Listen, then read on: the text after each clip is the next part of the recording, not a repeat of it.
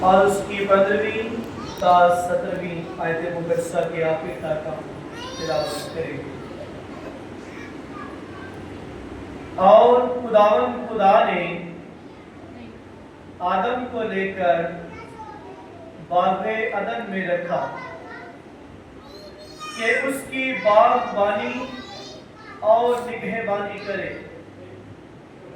اور خداوند خدا نے آدم کو حکم دیا اور کہا کہ تو باغ کے ہر درخت کا پھل بے روک ٹوک کھا سکتا ہے، لیکن نیک و بد کی پہچان کے درخت کا کبھی نہ کھانا، کیونکہ جس روز تو نے اس میں سے کھایا تو مرا۔ پاک کلام کے پڑھے اور سن جانے پر خداوند کی برکت ہو، خداوند کا شکر ہو۔ ہم جھکیں گے اور دعا کریں گے۔ ابراہیم، اسحاق اور یعقوب کے خدا، ہم تیرے لوگ ہیں اور باپ یہ کلام تیرا ہے۔ تو اپنے کلام کو اپنے لوگوں پر اور اپنے جلال کو ان کی اولاد پر ظاہر کرتا ہے۔ اب وقت ہے کہ خداوند ہم تیرے حضور میں آ کر تیرے پاک کلام کو سنیں، سیکھیں، ہمیں عمل کرنے کی توفیق عطا کرنا، تاکہ تیرے کلام کی بدولت ہم حیات جاودانی کو حاصل کر پائیں۔ مسیحا کے نام سے آمین۔ مقدس ناظرین، پاک کلیسیا، چند لمحات کے لیے ہم اپنی سوچوں، خیالوں اور فہموں کو خدا کے کلام کی طرف مبذول کریں گے، تاکہ آج ہم خدا کے کلام سے بالعموم عقل و دانش، فہم و فراست اور بالخصوص اطمینان اور صبر کو حاصل کر پائیں۔ علم و دانائی کہاں سے آتی ہے؟ خدا کی طرف سے، اور خدا کے کلام کو پڑھنے سے علم و دانائی اور عقل و سلیم ملتی ہے۔ اور تسلی کہاں سے آتی ہے؟ خداوند کی طرف سے۔ آج ہم برکت پانے کے لیے، تسلی پانے کے لیے، اطمینان پانے کے لیے خداوند کے حضور آئے ہیں، اس لیے کہ خدا نے ہمارے عزیز بزرگ بھائی اصغر کو اپنی الہی مرضی کو تکمیل دیتے ہوئے اپنے پاس بلا لیا۔ تو ان کا ہماری آنکھوں سے اوجھل ہونا، اس جہان سے کوچ کرنا، یہ واجب تھا،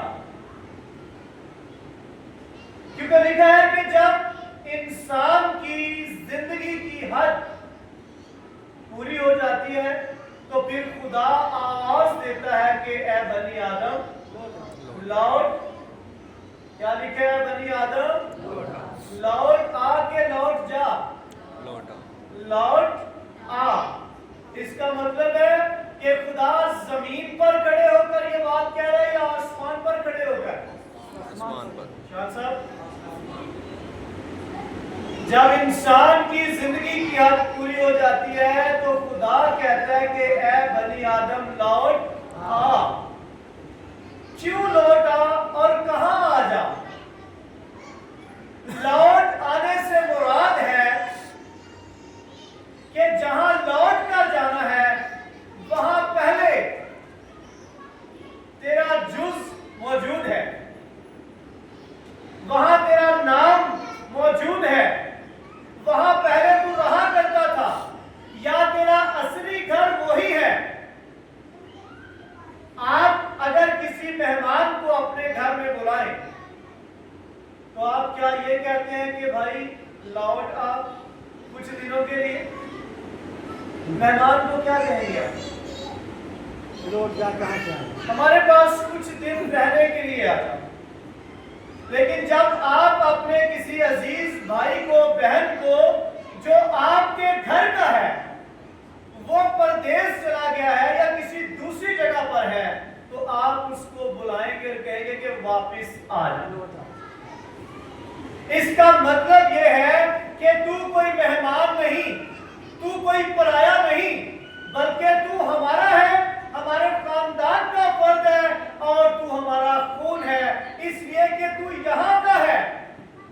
इसलिए तू ऐसा करके अपने वतन में, अपने खानदान में, अपने घराने में वापस लौट आ, क्योंकि जहां तू रह रहा है वहां ना तेरा घराना, ना तेरा खून है, ना तेरा औलाद है, बल्कि वो तेरा सब कुछ कहाँ है? तेरे वतन में। तो इसका मतलब है कि खुदा कहता है कि ऐ बनी आदम वापस लौट आ। तो इंसान का जो असली वतन है वो जमीन नहीं बल्कि आसमान है। तो इंसान का जो खानदान है वो आसमान पर है, खुदा के पास। याद रखें, ईमानदारों की बात कर रहे हैं। खुदावंद यीशु ने कहा जो कोई मुझ पर ईमान लाता है वो मौत से निकलकर जिंदगी में दाखिल हो चुका है।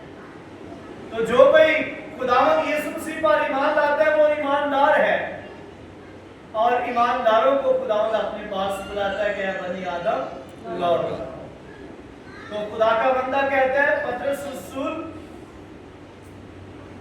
कि हमारा तुखम जो है वो गैर फानी है,